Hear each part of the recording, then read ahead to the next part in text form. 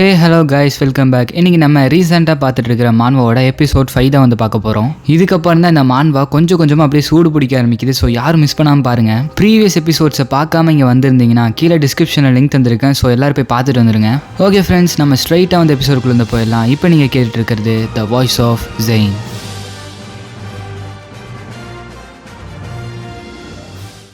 போன எபிசோடில் அந்த நோல் அப்படின்ற மான்ஸ்டர் வந்து இவங்க ஃபைட் பண்ணிட்டு இருக்கிற இடத்துக்கு வந்துருக்கும். டேசன் இப்போ நம்ம என்ன பண்ணுறது அப்படின்னு சொல்லிட்டு நியோன் வந்து கேட்குறான். நம்ம டேசன் நல்லா சிந்திச்சுட்டு, நானும் ஷின்னு வந்து இந்த நோலை வந்து பார்த்துக்குறோம், நீ அந்த கிராண்ட்பாவும் அங்கே இருக்கிற கோபால்ஸ் எல்லாம் பார்த்துக்கோங்க அப்படின்னு சொல்லிட்டு இவங்க ரெண்டு தனியாக போகிறாங்க. அந்த டீமில் அந்த கிராண்ட்பா வந்து எக்ஸ்பீரியன்ஸ்டான ஆள், இங்கே வந்து நம்ம டேசன் வந்து எக்ஸ்பீரியன்ஸ்டான ஆள். இவங்க தனியாக பிரிஞ்சு சண்டை போட்டாலும் ஒரு எக்ஸ்பீரியன்ஸான ஆள் வந்து ஒரு டீமில் இருக்குன்னு சொல்லி தான் நம்மளோட டேசன் இப்படி பண்ணியிருக்கான். ஒரு டி ரேங்க் ஹண்டர் அந்த நோல் கிட்ட போய் எதிர்த்து நின்று சண்டை போடுறது அப்படிங்கிறது வந்து ஒரு சூசைடுக்கு சமமாமா. ஷின் பிகினராக இருக்கலாம், பட் அவன் என் கூட இருக்கிறது நல்லது அப்படின்ற மாதிரி நம்மளோட டேசன் வந்து நினைக்கிறான். அந்த ஒரு மான்ஸ்டர் இவங்களை வந்து வெறி கொண்டு பாக்குது. அந்த நேரத்தில் ஷின் வந்து ரொம்ப பயப்படுறான். என்னன்னு பார்த்தோம்னா அந்த நோல் அப்படின்ற மான்ஸ்டர் நம்மளோட ஷின் வந்து அட்டாக் பண்ண வருது. இதை பிளாக் பண்ணு அப்படின்ற மாதிரி நம்மளோட டேசன் வந்து கத்துறான். நம்ம ஷின் வந்து ஃபர்ஸ்ட் டைம் உள்ள வந்திருக்கான் இல்லையா, அதனால அவனுக்கு என்ன பண்றதுனே தெரியல. டக்குன்னு அதை பிளாக் பண்ணு அப்படின்ற மாதிரி நம்மளோட இவன் வந்து கத்திட்டு இருக்கான். இப்போ நீ இதை பிளாக் பண்ணி வச்சுக்கோ, உன் உயிருக்கே ஆபத்து அப்படின்ற மாதிரி நம்மளோட டேசன் சொல்றான். அவனும் அதே மாதிரி பிளாக் பண்றான். பட் அவன் வந்து பிளாக் பண்ணும்போது அவனோட ஷீல்டு வந்து அவனோட கை நல்வி வந்து எங்கேயோ போய் விழுந்துருது. இப்போ நம்ம டேசனுக்கு என்ன பண்றதுன்னே தெரியல. நம்மளோட ஷின் வந்து அந்த ஒரு நோல் கிட்ட வசமா மாட்டிக்கிட்டான். ஆக்சுவலி இந்த மாதிரி பவர்ஃபுல்லான ஒரு நோல் வந்தா நான் பாத்துக்கிறேன் அப்படின்ற மாதிரி அந்த மேனேஜர் சொல்லியிருப்பாரு தெரியுமா. இவர் என்ன பண்ணிட்டு இருக்காரு, இவர் எல்லாத்தையுமே பாத்துக்கிறேன்னு சொன்னாரு, ஆனா இப்போ எதுவுமே பண்ணாம கை கிட்ட நிக்கிறாரு அப்படின்ற மாதிரி நம்ம டேசன் யோசிக்கிறான். இப்போ நம்ம நினைக்கிற மாதிரி தான், அவ்வளவுதான், அந்த ஷின் வந்து அந்த ஒரு நோல் கையில சாக போறான். டேசனை காட்டுறாங்க,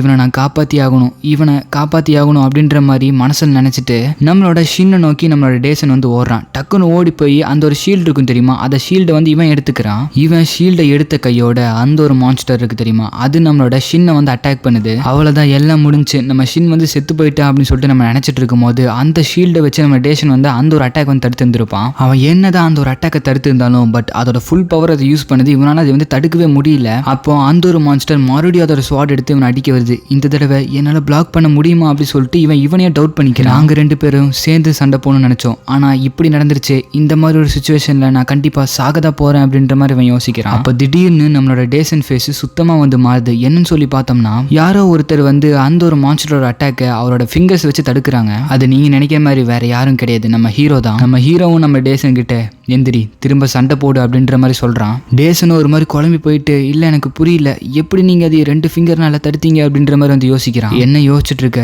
எந்திரிச்சு இது கூட சண்டை போடு.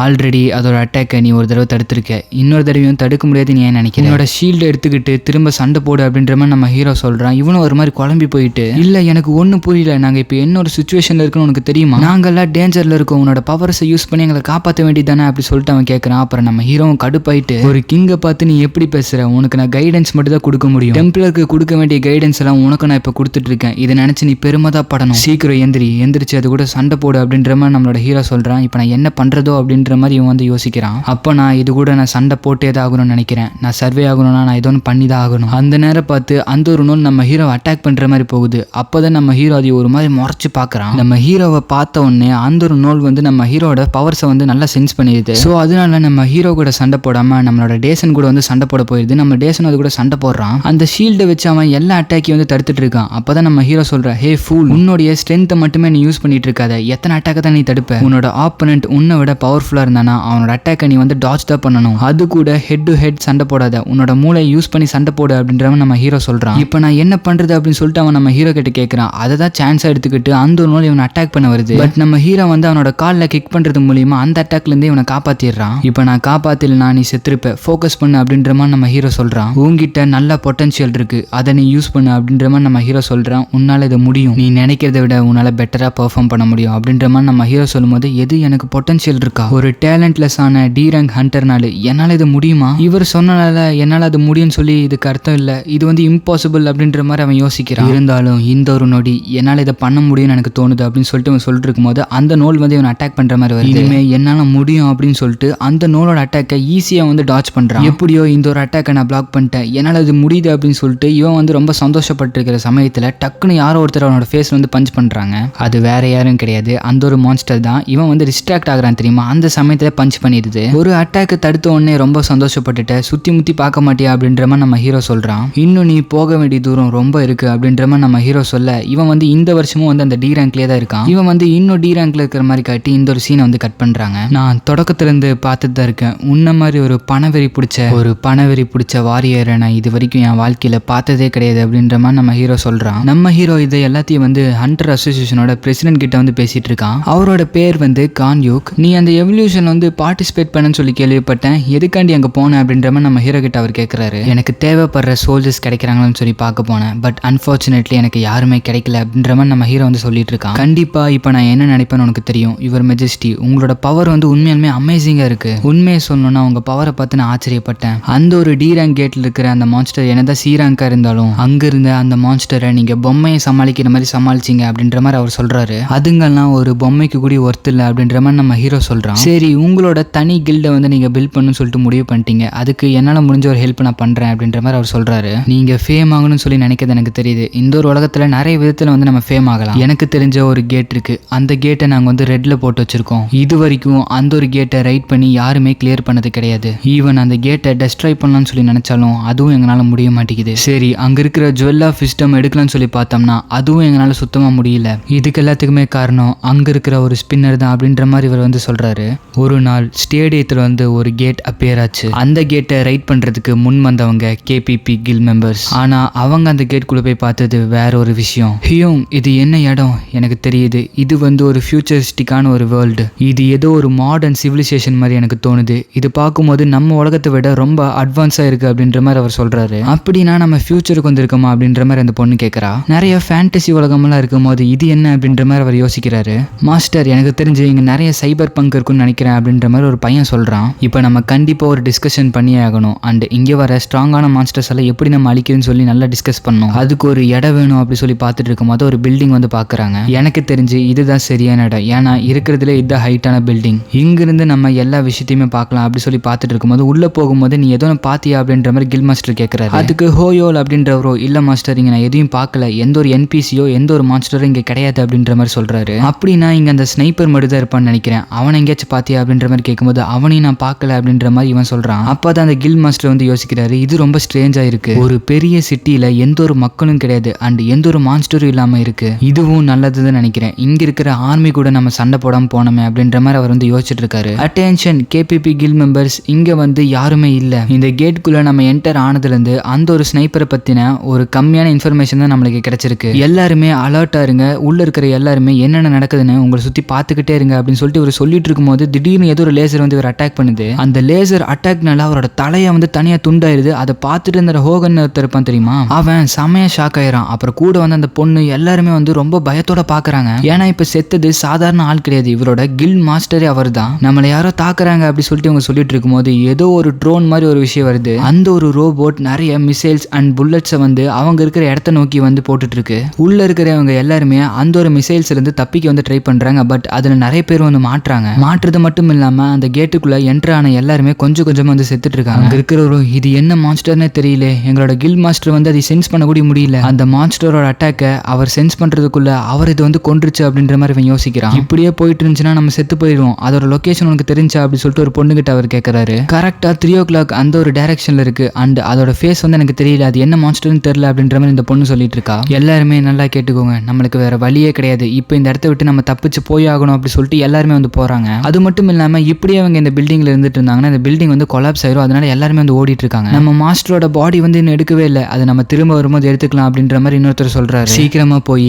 எக்ஸிட் எங்க இருக்குன்னு பாரு அப்படின்ற மாதிரி இவர் சொல்ல அந்த பொண்ணு வந்து வேகமா ஓடி போய் எக்ஸிட் எங்க இருக்குன்னு சொல்லி பார்க்க போறா. ஹே, எனக்கு தெரிஞ்சு இங்க எந்த ஒரு ஆபத்தும் கிடையாதுன்னு நினைக்கிறேன், எல்லாருமே இந்த டைரக்ஷன்ல போவோம் அப்படின்னு சொல்லிட்டு அந்த பொண்ணு அந்த ஒரு கேட்டை தாண்டி வந்து போறா. எல்லாமே நல்லா போயிட்டு இருக்கு அப்படின்னு சொல்லிட்டு நம்ம நினைச்சிட்டு இருக்கிற சமயத்துல அந்த பொண்ணு வந்து ஒரு மாதிரி அப்படியே ஸ்டன் ஆகி நிக்கிறா. அவ கழுத்துல ஏதோ ஒரு லைன் மாதிரி ஒண்ணு வந்து ஃபார்ம் ஆகுது. என்ன இது, எனக்கு ஒரு மாதிரி அரிக்குது அப்படின்ற மாதிரி அவ வந்து யோசிக்கிறா. அப்போன்னு பார்த்து அவளை சுத்தி பல லேசர்ஸ் மாதிரி ஏதோ ஒரு விஷயம் வந்து இருக்கு. அப்பதான் அவளோட உடம்பு வந்து தனித்தனியா அப்படியே பிஞ்சு விழுகுது. இங்க உள்ள இருக்கிற எல்லாத்துக்குமே வந்து பயங்கரமா ஷாக் ஆகுது. என்னன்னு பார்த்தோம்னா அந்த ஸ்னைப்பர் அப்படின்ற ரோபோட் இருக்கு தெரியுமா, ஏதோ ஒரு வலை மாதிரி ஒரு விஷயத்த பண்ணி வச்சிருக்கு. அது இவங்க இருக்கிற இடத்துல மட்டும் இல்லாம இல்லாம இந்த உலகம் ஃபுல்லா வந்து அப்படியே பரவி கிடக்கு. அப்பதான் அங்க இருக்கிறவரும் இது என்னன்னு சொல்லி நம்மளுக்கு தெரியல, இருந்தாலும் பரவாயில்ல, உங்களோட சுவாசத்தில் இருக்கிற மானா பவரை யூஸ் பண்ணி இந்த ஒயர்ஸ் எல்லாத்தையுமே கட் பண்ணி முன்னேறி போங்க அப்படின்ற மாதிரி அவர் சொல்றாரு. இங்க இருக்கிற யாருக்குமே அந்த ரோபோட் பத்தி இன்னும் தெரியல. சோ அதனாலே அந்த கில்ல இருக்கிற வைஸ் மெம்பருக்கு வந்து அங்க என்ன நடக்குதுன்னு சொல்லி புரியல. அப்பதான் ஒரு ரோபோட் வந்து இவங்க இருக்கிற இடத்த வந்து அப்படியே சென்ஸ் பண்ணி அந்த இடத்துக்கு வருது. அது பாக்குறதுக்கு ஏதோ ஒரு ட்ரோன் மாதிரி தான் இருக்கு. அண்ட் அதோட பவர்ஸை யூஸ் பண்ணி அது வந்து இவங்க இருக்கிற இடத்த அட்டாக் பண்ணுது. அங்க நிறைய பேர் இருக்காங்க. அந்த லேசர் அட்டாக் ஆன உடனே அங்க இருக்கிற எல்லாருமே வந்து செத்து போறாங்க. அந்த வைஸ் மாஸ்டர் தவிர மத்த எல்லாருமே வந்து செத்து போயிட்டாங்க. ஆனா அந்த மாஸ்டருக்கு வந்து ஒரு கை வந்து இறந்துடுறாரு. யார் நீ, எங்க இருந்து எங்களை அட்டாக் பண்ணிட்டு இருக்க, தைரியம் இருந்தா முன்னாடி வா அப்படின்னு சொல்லிட்டு இவர் வந்து கத்துறாரு. இவர் இப்படி கூப்பிடும் போது தான் அந்த ஒரு ட்ரோன் மாதிரி இருக்கிற ஒரு ரோபோட் வந்து இவர் முன்னாடி வருது. எது, ஒரு ரோபோட் தான் இந்த ஒரு விஷயத்தெல்லாம் பண்ணுச்சா? நாங்க எல்லாருமே சாகர காரணம் நீதானா, நீதான் அந்த ஸ்பின்னரா அப்படின்ற மாதிரி இவன் கேட்கறான். நீ என்ன நினைக்கிற அப்படின்ற மாதிரி அந்த ஒரு ஸ்பின்னர் வந்து கேக்குது. அப்பதான் அந்த ஸ்பின்னருக்கு வந்து ஒரு பிளாஷ்பேக் மாதிரி வந்து காட்டுறாங்க. இது உங்ககிட்ட இருந்துச்சுன்னா உன்னால ஆமா கூட இல்லாம ஃபைட் பண்ண முடியும் அப்படின்ற மாதிரி ஒரு பொண்ணு வந்து சொல்றா. இவரும் நீ என்னோட கில் மெம்பர்ஸ் எல்லாத்தையுமே கொன்னுட்ட அப்படின்னு சொல்லிட்டு கத்துறாரு. கத்துன கையோட அந்த ஒரு ரோபோட் வந்து இவரை தூள் தூளா வந்து வெட்டி போட்டுருது. அந்த ஒரு கேட்குள்ள போன ஃபர்ஸ்ட் மெம்பர் தான் இந்த கேபிபி மெம்பர்ஸ். அவங்க எல்லாருமே செத்துட்டாங்க. ரெண்டாவது தடவையும் மூணாவது தடவையும் அந்த கேட்குள்ள வந்து இன்னொருத்தவங்க ரைடு போனாங்க. பட் அவங்க 2 பேருமே வந்து செத்து போயிட்டாங்க. அதுக்கப்புறம் தான் இந்த ஒரு கேட் வந்து ரொம்ப டேஞ்சரா இருக்கு, ரொம்ப டிஃபிகல்ட்டா இருக்கு தோக்கடிக்க அப்படின்னு சொல்லி இந்த கேட்டை வந்து நாங்க ரெட் கேட்டா மாத்தணும். அப்பதான் அந்த சீனை கட் பண்ணிட்டு இங்க யாரோ ஒருத்தரை காட்டுறாங்க. நான் நினைச்ச மாதிரியே இந்த ஒரு இடம் வந்து நல்லாவே இல்லை அப்படின்ற மாதிரி ஒரு பொண்ணு வந்து சொல்றா. இந்த சிட்டியில நம்ம உள்ள போக போக தான் அந்த ஒரு ஸ்பின்னர் வந்து நம்மளால பார்க்க முடியும் அப்படின்ற மாதிரி அந்த பொண்ணு வந்து சொல்றா. அப்போ இன்னொருத்தர் வந்து காட்டுறாங்க. நம்ம அக்ரி பண்ண மாதிரி அந்த ஒரு ஜுவல் ஆஃப் சிஸ்டம் வந்து நம்ம தான் கண்டுபிடிக்கிறோம், நம்ம கில் மெம்பர்ஸ் தான் அந்த ஒரு ஜுவல் ஆஃப் சிஸ்டம் அப்படின்ற மாதிரி இவர் வந்து சொல்றாரு. ஆக்சுவலி இப்போ நம்ம பார்க்கும்போது என்ன தெரிய வருதுன்னா, நிறைய கில் மெம்பர்ஸ் வந்து இந்த ஒரு கேட்குள்ள வந்து அமைச்சிருக்காங்க. இது வந்து ரெட் கேட் அப்படின்றனாலே டாப் 10 கில் மெம்பர்ஸ் எல்லாத்தையுமே வந்து உள்ள அமைச்சிருக்காங்க. இந்த ஒரு கேட்குள்ள டாப் டியர்ல இருக்கிற எல்லா மெம்பர்ஸுமே வந்து வந்திருக்காங்க. இவங்க எல்லாத்தையும் தாண்டி இன்னொருத்தவங்களும் வந்திருக்காங்க. ஹரி அப்படின்னு சொல்லிட்டு நம்மளோட ஹரியோட போட்டோ வந்து காட்டுறாங்க. ஹண்டர் அசோசியேஷன்ல இருந்தும் இங்க வந்திருக்காங்க அப்படின்ற மாதிரி ஒரு நியூஸ் வந்து வருது. நம்ம ஹீரோ அந்த ஒரு உலகத்துக்குள்ள கூலா உட்காந்து டீ குடிச்சிட்டு இருக்கான். அதாவது இப்ப நம்மளுக்கு என்ன தெரிய வருதுன்னா, அந்த டாப் 10 கில் மெம்பர்ஸ் எல்லாம் இருப்பாங்க, அவங்கள தாண்டி நம்மளோட ஹீரோவையும் நம்மளோட ஹரியும் வந்து இந்த ஒரு உலகத்துக்குள்ள வந்து அமைச்சு வச்சிருக்காங்க. இதோட இந்த ஒரு எபிசோட வந்து நம்ம முடிச்சுக்கலாம். ஆல்ரெடி நம்ம ஹீரோ வந்து அவனுக்கு தகுந்த ஒரு எனிமி கிடைக்கல அப்படின்னு சொல்லிட்டு வந்து வெறியோட இருப்பான். அவனுக்கு ஒர்த்தியான ஒரு ஆப்போனன்ட் கிடைக்கலன்னு சொல்லி எந்த ஒரு ஃபைட்டுக்குமே நம்ம ஹீரோ வந்து போயிருந்திருக்க மாட்டான். பட் இந்த ஒரு ரோபோட் வந்து ரொம்ப பவர்ஃபுல்லா இருக்கிற மாதிரி தோணுது. இதுக்கப்புறம் வரக்கூடிய சாப்டர்ஸ் எல்லாம் ரொம்பவே வந்து இன்ட்ரெஸ்டிங்கா இருக்கும். ஸோ யாருமே மிஸ் பண்ணிடாதீங்க. அடுத்த வீடியோ 1 hour வீடியோவா வேணும்னா இந்த ஒரு வீடியோக்கு 500 லைக்ஸ் கொடுத்துருங்க. இந்த வீடியோக்கு 500 லைக்ஸ் வந்துச்சுன்னா நான் கண்டிப்பா 1 hour வீடியோ போடுறேன். ஓகே ஃப்ரெண்ட்ஸ், நம்ம நெக்ஸ்ட் எபிசோட்ல பார்ப்போம். அது வரைக்கும் பாய்.